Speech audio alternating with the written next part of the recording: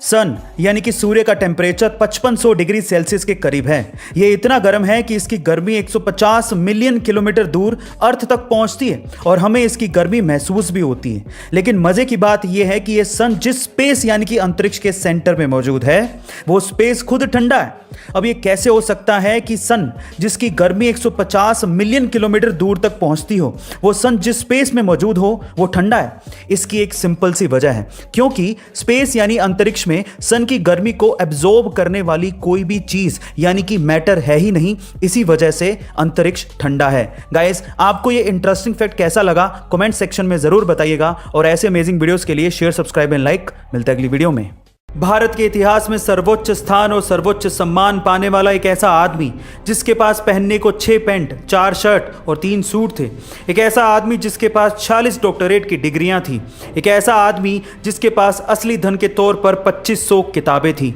एक ऐसा आदमी जो कि इंडिया की आन बान और शान था। इसी वजह से देश ने उन्हें पद्मश्री, पद्म भूषण और भारत रत्न से नवाजा था। एक सच्चा देशभक्त, एक सच्चा मुसलमान जिसके लिए धर्म से ज्यादा देश मायने रखता था, जिसने लाखों लोगों की जिंदगियां बदली थी। इंडिया के मिसाइल मैन और महानतम वैज्ञानिकों में से एक महान सपूत अब्दुल कलाम को मेरा सलाम है।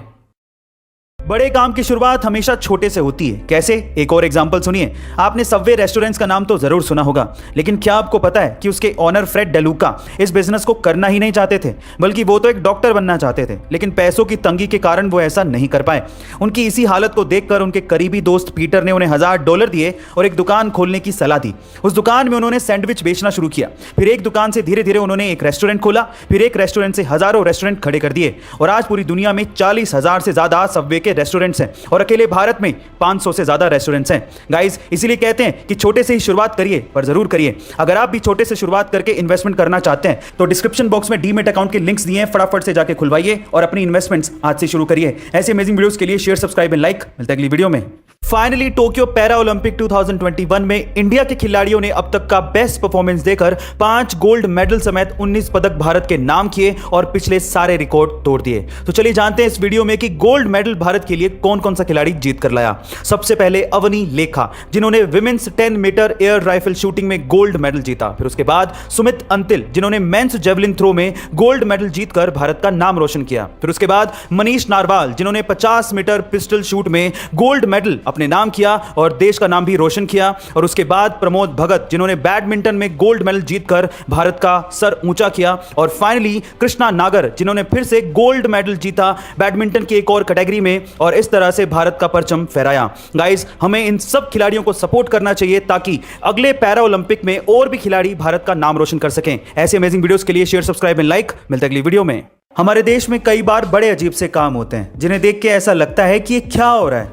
हम लोग कहाँ और किस मेंटेलिटी के साथ जी रहे हैं ये समझ ही नहीं आता। जैसे कि हम भारतीय अपने फ़ोन की स्क्रीन को स्क्रैचेस से बचाने के लिए महंगे से महंगा स्क्रीन गार्ड लगवा लेंगे, लेकिन बाइक चलाते वक्त एक्सीडेंट से हमारे सिर को बचाने वाले हेलमेट पर पैसा खर्च करने से कतराते हैं। हम या तो हेलमेट खरीदते ही नहीं और अगर खरीदेंगे तो सस्ते से सस्ता, ताकि चालान से बच सकें। यह सच बात है या नहीं बताइएगा जरूर।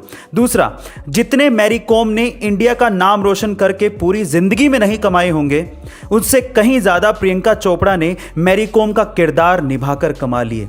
तभी तो मैं कहता हूं कि ये क्या हो रहा है। गाइस, आपका इसके बारे में क्या कहना है कमेंट सेक्शन में जरूर लिखिएगा और ऐसे अमेजिंग वीडियोस के लिए शेयर, सब्सक्राइब एंड लाइक। मिलते हैं अगली वीडियो में।